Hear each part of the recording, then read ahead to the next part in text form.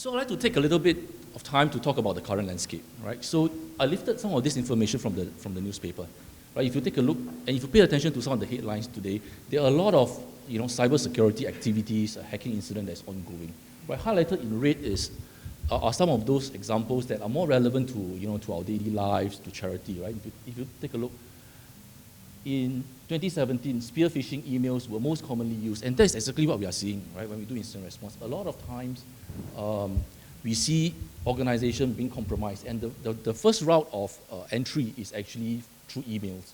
Do I have to explain what is a phishing email? I see mostly nodding heads. I'll talk a little bit more about it during my demo, right? But that's true. Look at the second one. MS Office documents make up the most prevalent group of attacks, right? Because a lot of attackers like to masquerade malicious software as Office document. Why? The minute you receive it, if it is from your boss or somebody who pretends to be a boss, say, this is the report, read it. What are the chances that you open it? Like what Terence mentioned, right? So you will, right? So we see a lot of these things. And we're also seeing that a lot of these attacks, despite what Willie said earlier on, right? I mean, most charity organizations, sometimes, most of them may be small in operation, small in outfit. They do not have a lot of IT footprint. But the fact is also that some of these smaller, organizations, they are also being compromised. Why? Because emails are the primary means of communication these days, right? So if you use an email, you are susceptible to some of these threats as well, right? Okay, so let me not belabor on this. Okay, so I hope through this example, you will get a sense that, what we're talking about today, it is not a matter of if, right? At some point in time, any organization will be compromised. It's a question of when, right, and how prepared you are to deal with these threats. Now, if you are not that young, you would maybe remember maybe these two companies, internet companies, right? First of all, DigiNota. Does DigiNota sound familiar to anybody? If you know it? No? Okay, so maybe let me talk a little bit about it. Today, the internet, we use it for a lot of e-commerce activities, right? So you use it to buy stuff, you transact, your shares maybe online, and things like that. And the reason why you're able to do that is because of the certificates, right? That is being used to identify you on the internet, right? So you are who you are. The bank believes this certificate belongs to you, and they will transact with you, right? So that is how things goes in the internet. So DigiNota is actually one of the certificate authority, right? So they were responsible for issuing certificates around the internet. But because of a cyber hack, hackers got the ability to generate fake certificates, right? So what happened was that, hackers use this, pretend to be, for example, Google, right? And then people sign on, to the fake Google websites, and then as a result of which, more accounts get compromised. As a result of which, in a matter of weeks, after being breached, this company actually went bust, right? CodeSpace, it's a place where developer actually upload their source code so that they can do a programming and then launch out all these different programs to serve business needs. So what happened was that, again, this company was locked out, was hacked. They were locked out of their own platform, the cloud platform, as a result of which all their customers couldn't log in, right? Business were affected. And in a matter of weeks, again, they went out of business. So the common thing about these two companies today is they do not exist, right? So don't be like them. Now, not only businesses can be affected, right? People can also be fired, right? Look at that. CSO. The buck stops here. 8 security breaches got someone fired, right? So some deserve it, obviously, because they were hired to do that role. But some were just there because they were not lucky, right? They weren't supposed to be there. Right? But these things happen, right? So hopefully, among us, we don't be anybody here, right? So I lifted this from NCSC, National Cyber Security Center. This is in the UK, right? So this is how things can be relevant to the charity organization, right? If you suffer an attack and haven't backed up your data, then you have potentially lost many, many years of data, right? Of stewarding supporters. And gathering this information back, can be difficult, right? And more importantly, you lose trust, right? Right? So what else can a cyber attack do to your organization? Think about it. A loss of income.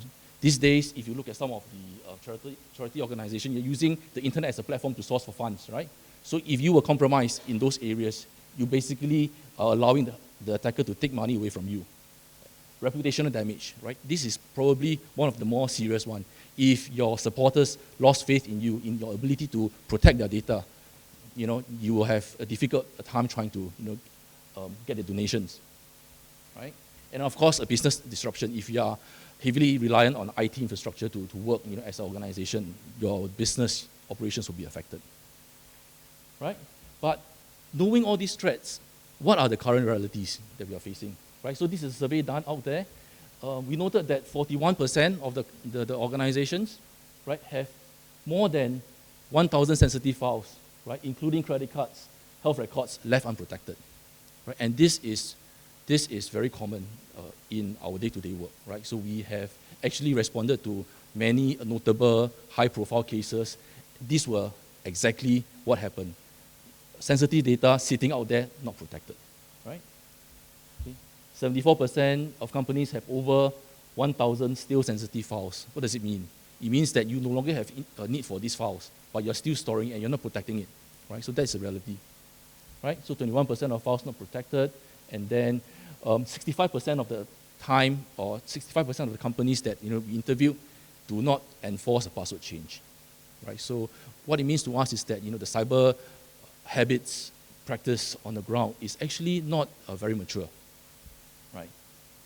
Okay, so with that as a backdrop, we discussed a little bit about phishing email, right? So my demo today is going to be about phishing email. So before I start, I need to state my disclaimer, right? So first, do not try this at home, okay? Because if you try this, if you do not know what you're doing, you may risk being arrested, right? Because you don't want to, contravene the Computer Misuse Act or, the Cybersecurity Act, right? Yep. So don't do this at home. Can I ask for a volunteer to be phished? No volunteers? Okay. So this is what I'm going to do, right? Just let me fumble a little bit. Okay, duplicate screen.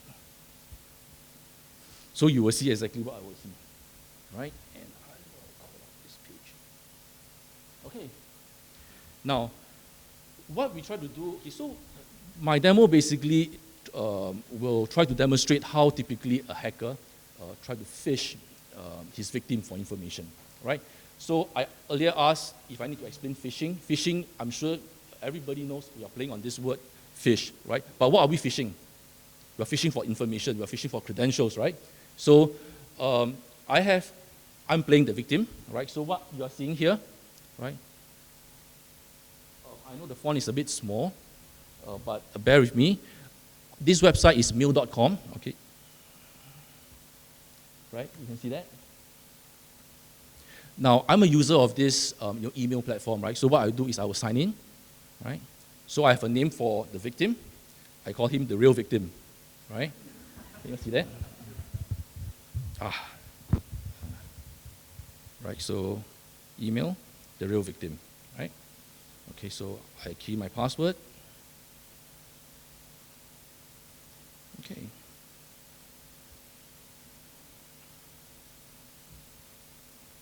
What's this? Continuing inbox. Okay, it works. Okay, so if you look at my email folder, it is rather empty. This is quite useless. I will delete this. Now, switch role. I am the hacker now, right? So typically when a hacker wants to phish his victim, right, he will typically need a few things. He needs to set up infrastructure. So what I've done is to set up 2 servers out in the cloud, right? So if you follow me, I'm on this platform called Goldfish. It is basically a server that I set up in the cloud. I know it may sound technical for some of you, but bear with me. Essentially, this platform, I'm using this platform to conduct a phishing campaign, right? And I'll explain what is a phishing campaign. If you notice, my email, my URL, right, it is somewhere in the internet. It's not on a local host, right? So I'm interacting with a server out in the internet, okay? What I'll do is I'll do a sign in, and then, wait, what's my password? Okay. Okay, so this is the interface that you will see in Goldfish. So today we are not telling a product demo on Goldfish, so I won't go through all the details. But imagine if you are a hacker, right? It's all about math, right? The probability of someone clicking your email, submitting his credentials, maybe is 1 in a million. So if you push out 1 million emails, you probably get one hit, right? So as a hacker, you need something like this to help you manage your campaign, right? So this is what we'll do. But of course, we're not going to hit 1 million people, otherwise a CSA will find me. So today, we're just going to target one victim, right? So this is how I manage the campaign, right? So I've created a SaaS demo, but essentially, what I will need to do is to create users, right? So who are these users are basically victims, right? So, those information that you fill up after shopping for Lucky Draw, right? You will not be surprised to find that this information can be, purchased off the internet, right? So a typical a hacker, after getting that database, will do something like this, right? Bulk import, right? So it can be in a file, and they will do the import. 1 million records up in the internet, ready to be fished, right? But of course, today I won't do that. I will just, go slow, insert, a name here, right? So actually, I've created this. So my victim will look something like this, right? His name is called Someone Rich, right? Email address, and I think he is the CEO of some company, right? So he will be our victim. Now, next, I want to touch on email templates. These platforms are actually quite advanced. They can pretend to be Dropbox sharing. Do you know what's Dropbox? Yes, right? Or they can be Google Drive, or they can pretend to be Microsoft logged in, right? Okay, so later on you will see what I mean, right? So what I will do now is to start my campaign. Okay. Of course, if I start my campaign, this is what I will do. I key in everything, but I'm lazy today, so I will do copy, right? So I will name it maybe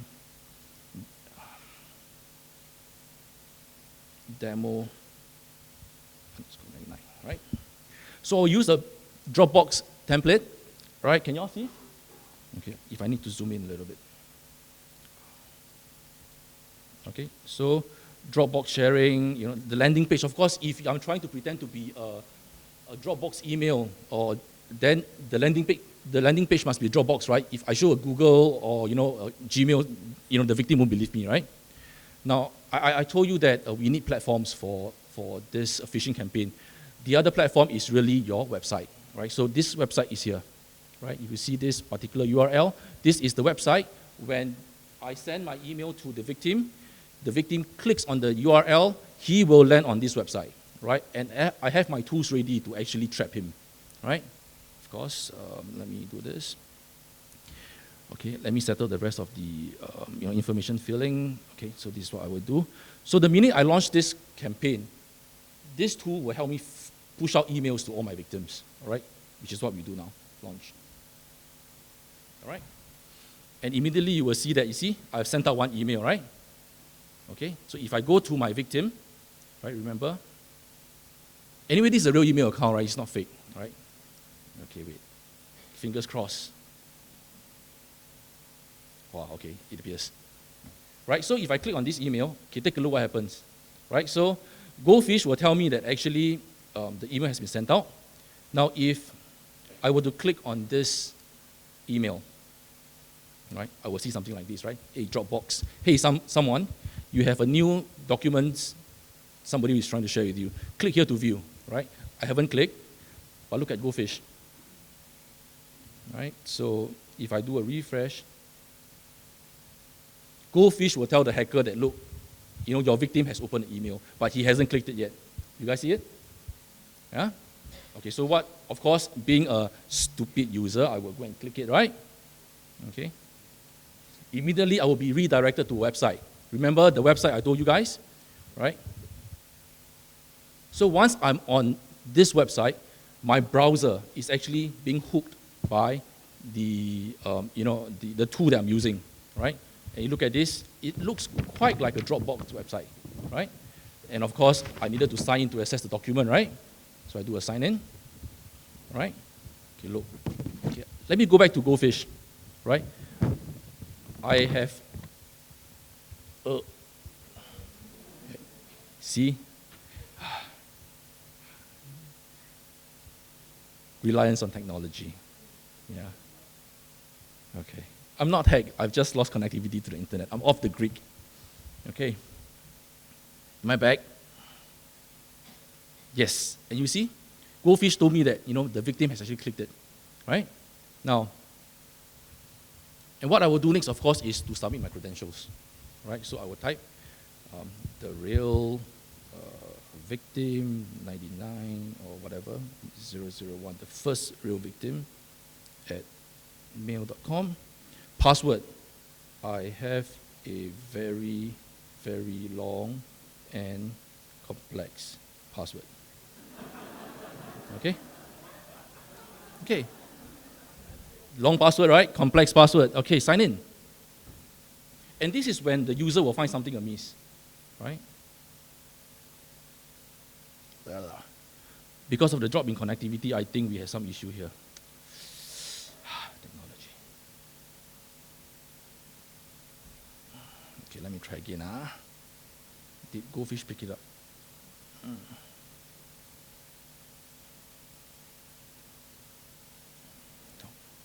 Okay, let me try again. The real victim. Okay, no. Very long. You need to understand that we don't do this very often, so sometimes it fails. Okay, so I've keyed my credentials and I'm led to this page, right? 44, page not found. So as a user, you will naturally be suspicious, right? So maybe you will call help desk, you will call your friend, but it's too late. Why? Because Goldfish has captured my information. See? Got it? Okay, if I drill down further, somebody reached, he has been fished. So Goldfish gives a blow-by-blow update. When I clicked, when the email was sent, when the email was opened, clicked, so on and so forth. And then more importantly, see, right? Your credentials are all captured. Right? So even if you have a very long password, it doesn't matter. Right? Okay. So what I haven't told you earlier on is that the web page that I hosted, the fake Dropbox website, is also a very powerful tool, right? So this part of the demo, I'm not going to show it, but I'm just going to describe to you to give you a sense of what you can do, right? And I'll explain the reason why. All right, so this is beef. Beef is not the stick that we eat, but beef is browser exploitation, right? So it's basically a tool that hacker can use to compromise the browser, the internet browser that you're using, right? Beef. Voila. Okay, so as a victim, when I hook onto the fake website, I'm actually an online browser to Beef. All right, look at that. Beef has actually taken control of the victim's browser, right? So he can do things like, for example, capturing screenshots, right? Even things like credentials, your passwords, and things like that. And these things are even possible. And even taking control of your web cameras as well. Okay, so this is what Beef will do, right? As an attacker. Now, so knowing such attacks, right? And understanding the context that this is a charitable organization, a sector, we always hear comments like, for example, we are small, we are under-resourced. What can we do about cybersecurity, right? So really, in line with this morning's topic, our proposition is this, right? Do 20% to solve 80% of the problem, right? If you think about it, a lot of the cybersecurity problems can be solved by spending only 20% of the resources. Now, you heard of antivirus, right? And you probably also heard that antivirus can only probably find 70% of the malware out there, right? But why is it still important?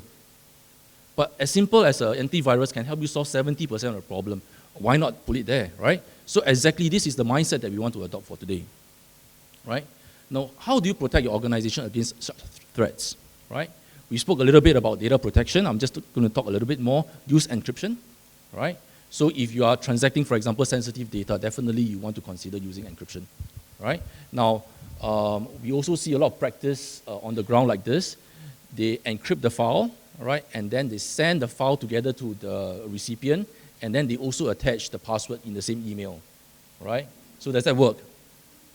Do you all do that sometimes? Maybe, right? So what we do is maybe practice out of band, right? So if you send an email, maybe send the password via SMS, right? So that if the email of the victim was compromised, you do not have the encrypted email as well as the password at the same time. Use strong password, not very, not very wise in the context of our demonstration, but you should still practice a strong password. Why? Have you heard of this attack called a dictionary brute force attack? We are human beings, right? When we choose password, we want to choose something that we can easily remember. So guess what? It's typically a name or a word that we're familiar with, right? So hacker use this to try to narrow down the possibility of your password, right? So choose something that's complex. Use 2FA. Now this is very, very important. So if you're on, for example, Office 365, you're on Google, Gmail, if you have that feature, please enable it because that will solve 80 to 90% of the problems. Almost 90% of the Gmail attack, Office 365 attack we see is because users do not activate multi-factor authentication. Right? So when I say 2FA, you understand what I mean, right? Yeah? Okay. Change default password. Now, this is important, right? Why is it important? Can anybody tell me? And then provide secure storage. Yes, you need to store them securely. Now, the next thing you want to do is protect your devices. If you're allowing devices into your work environment, right? Use PIN, definitely, right? Use tracking and remote wipe features. If you lose your phone, right, make sure that you have the capability to remote wipe the content so that sensitive data will not be lost. And then update OS and do not jailbreak, right? So a lot of malware comes through your mobile phone, your smart devices because they are jailbroken. They are jailbroken, right? Okay. Now, if you are on a public place, do not use a Wi-Fi, right? If you do use Wi-Fi, use a VPN, virtual private network. Do you all know what's a VPN? Right? Essentially, if you are on Wi-Fi, somebody can actually sniff your network if you do not have your traffic protected, right? Now, lastly, also to replace obsolete systems. Now, obsolete system basically means that, like for example, Microsoft operating systems. If these systems are actually obsolete, what it means is that Microsoft no longer supports, so no longer upgrades those software.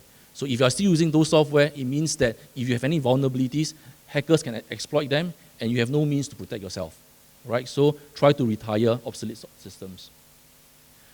Malware prevention, simple. I spoke about antivirus, AV. Now, there are quite a number of free antivirus around, right? Do we use them?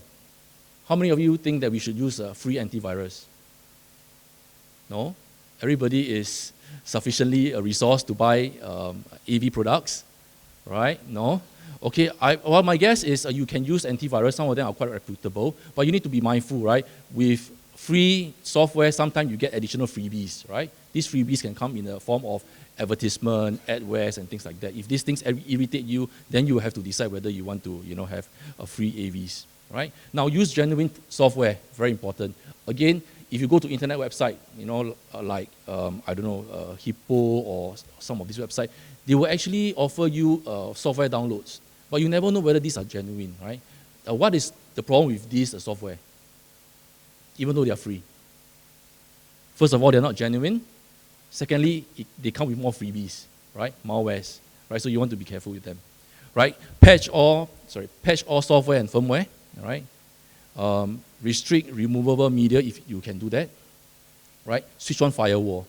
Now, one of the questions that our clients ask us a lot is, can you recommend me antivirus?